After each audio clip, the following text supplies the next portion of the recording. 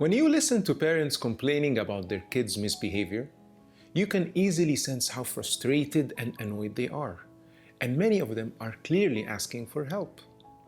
But when you pay closer attention to their words, you may notice that they are not only describing what the kid did or say, but they are also adding a label on the kid's identity. So a parent would say, "My younger one did this, this, and that. He is so stubborn." Or another mom would say, "She was talking like that, and she really annoyed me. She's such a crybaby." Now, what's the problem with this? When parents fall in a pattern of labeling their kids like that, they are actually thinking of them and relating to them in their minds as a problem to be solved, or even worse, as a crisis that needs continuous management. And this may lead to a couple of detrimental outcomes.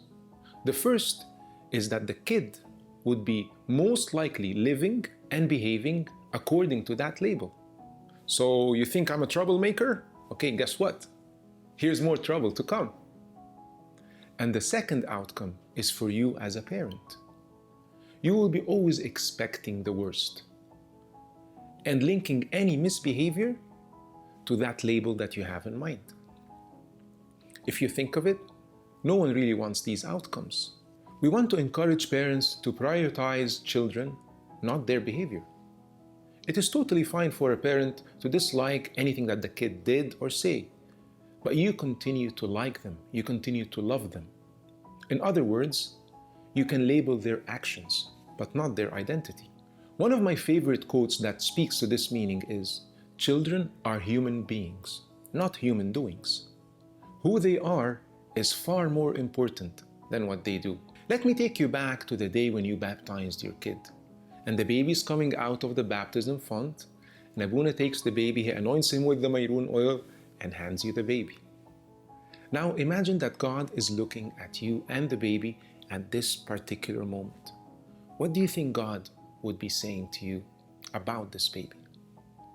One thing for sure God would never be saying is, "Listen, you parent, you have been really bad, you are not following my commandments, so I'm gonna give you a troublemaker, and he's gonna annoy you all your life, so good luck with that." No, God would never say that. So what would he be really saying?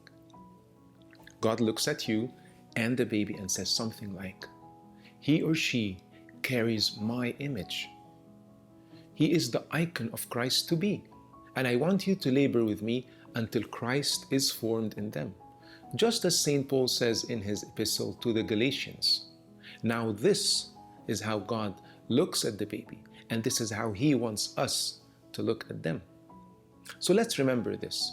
Because we love them, we set our minds right by looking at our kids and relating to them as icons of Christ. And we do this because we love them.